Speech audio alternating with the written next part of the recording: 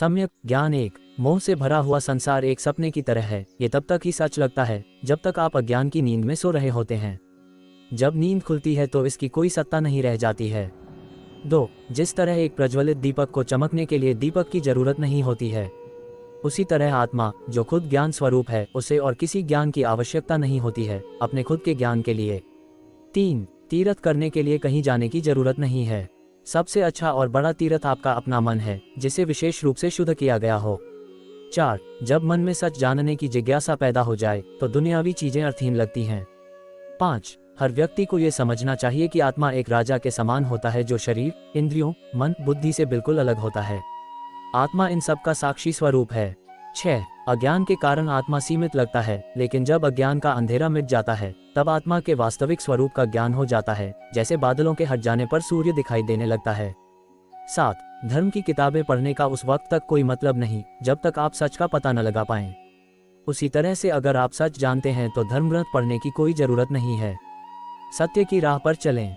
8. आनंद तभी मिलता है जब आनंद की तलाश नहीं कर रहे होते हैं। 9. एक सच ये भी है कि लोग आपको उसी वक्त तक याद करते हैं जब तक सांस चलती है। सांस के रुकते ही सबसे करीबी रिश्तेदार, दोस्त, यहाँ तक कि पत्नी भी दूर चली जाती है। 10. आत्मसंयम क्या है? आंखों को दुनियावी चीजों की ओर आकर्षित न होने देना और बाहरी ताकतों को खुद से दूर रखना। 11. सत्य की कोई भाषा नहीं है। भाषा सिर्फ मनुष्य का निर्माण है, लेकिन सत्य मनुष्य का निर्माण नहीं, आविष्कार है। सत्य को बनाना या प्रमाणित नहीं करना पड़ता, सिर्फ उभारना पड़ता है। 12. सत्य की परिभाषा क्या है? सत्य की इतनी ही परिभाषा है कि जो सदा था, जो सदा है और जो सदा रहेगा। इन बातों को जीवन में जरूर धारण करें। दोस्तों, चैनल को सब्सक्राइब करें। बहुत बहुत शुक्रिया। जय श्री महाकाल। मौन रहने का महत्व।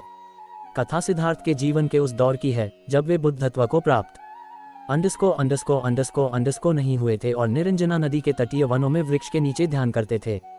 सिद्धार्थ प्रतिदिन ध्यान करने के बाद पास के किसी गांव में चले जाते और भिक्षा मांगकर लौट आते।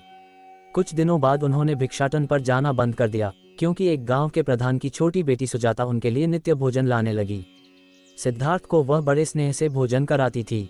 कुछ दिनों बाद उसी गांव का एक चरवाहा भी सिद्धार्थ से प्रभावित होकर उनके पास आने लगा। उसका नाम स्वस्ति था। एक दिन स्वस्ति से सिद्धार्थ बातें कर रहे थे कि सुजाता भोजन लेकर आए। जैसे ही सिद्धार्थ ने भोजन करना शुरू किया, उन्होंने बातचीत बंद कर दी। जितनी देर तक वे भोजन करते रहे, बिल्कुल चुप रहे और वहां सन्नाटा छाया रहा। स्वस्ति को हैरानी हुई। उसने सिद्धार्थ के भोजन करने के उपरांत उनसे पूछा, गुरुदेव, आप मेरे आने के बाद निरंतर वार्तालाप करते रहे, किंतु भोजन के समय एक शब्द भी नहीं बोले। इसका क्या कारण है? सिद्धार्थ बोले, भोजन का निर्माण बड़ी कठिनाई से होता है। किसान पहले बीज बोता है, फिर पौधों की रखवाली करता है और तब कहीं जाकर अनाज पैदा होता है। फिर घर की महिलाएं उसे बड़े जतन से खाने योग्य बनाती हैं। इतनी कठिनाई से तैयार भोजन का पूरा आनंद तभी संभव है जब हम पुनर्तः मौन हों। अतः भोजन के दौरान मैं मौन रहकर उसका पूरा स्वाद लेता हूँ। वस्तुतः शांति से किया गया भोजन न केवल शारीरिक भूख को तृप्त करता है, बल्कि मानसिक आनंद और सात्विक ऊर्जा भी देता है। चैनल को जरूर सब्सक्राइब करें। दोस्तों, जय श्री महाकाल। जय जय महाकाल। आप जीवन में उन्नति करें, उत्कर्ष को प्राप्त करें, इसी मंगल कामना के साथ जय महाकाल। बुद्ध ने संयम सिखाया। बुद्ध के पास उनका एक शिष्य आया और बौखलाए स्वर में बोला, अंडस्को, जमींदार राम सिंह ने मेरा अपमान किया है। आप अभी चलें, उसे सबक सिखाना होगा। बुद्ध बोले, प्रियवर, सच्चे बौद्ध का अपमान करने की शक्ति किसी में नहीं होती। तुम इस बात को भुला दो। जब प्रसंग भुला दोगे तो अपमान कहाँ बचा रहेगा। शिष्य ने कहा, उसने आपके प्रति भी अपशब्दों को प्रयोग किया था।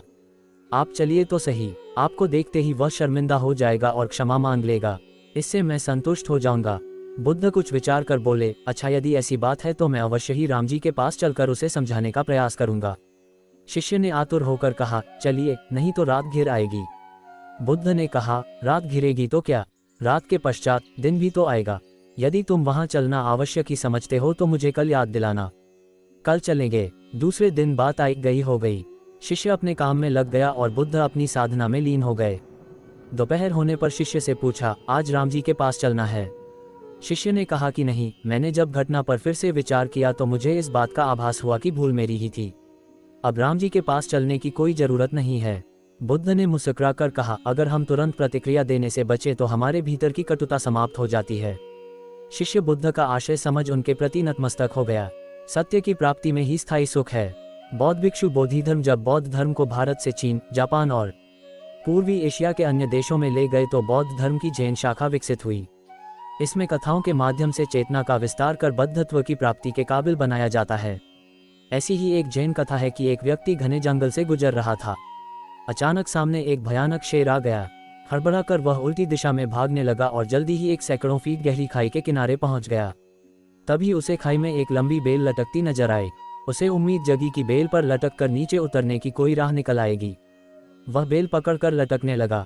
तब तक खाई के कगार पर पहुंच चुका शेर उसे देखकर दहाड़ने लगा। तभी उसकी निगाह नीचे गई तो देखा कि नीचे खाई में एक अजगर मुंह फाड़े उसका इंतजार कर रहा है। तभी उसने देखा कि न जाने कहां से दो चूहे आकर बेल कुतरने लगे। एक चूहा सफेद और एक काला था। इस संकट के बीच उसे बेल में एक लाल और रसभरा चेरी की तरह का फल दिखा। उसने फल को मुंह में रखा और कहा कि कितना मीठा और अद्भुत फल है। शेर भूतकाल के कर्मों का प्रतीक है जो हमारा पीछा करते हैं। सांप बुढ़ापे व बीमारियों का प्रतीक है। खाई में लटकती बेल वर्तमान है। भूत व भविष्य के खतरों के बीच हम वर्तमान में वजूद बनाए हुए हैं और जंगली फल सांसारिक अस्थायी आनंद का प्रतीक है। दो चूहे दिन और रात का प्रतीक हैं जो लगातार उम्ररूपी वर्तमान की बेल काट रहे हैं। ऐसे खतरों के बीच रहकर भी मानव भविष्य को सुरक्षित करने के लिए सत्य की प्राप्ति में नहीं लगता और जंगली फल जैसे अस्थायी सुखों की प्राप्ति में खुद को धन्य मानता है। चैनल को जरूर सब्सक्राइब करें दोस्तों। जय श्री महाकाल, जय जय महाकाल। जरूर सब्सक्राइब करें ताकि आपसे आपके जीवन में कुछ नया ऐड कर पाऊँ।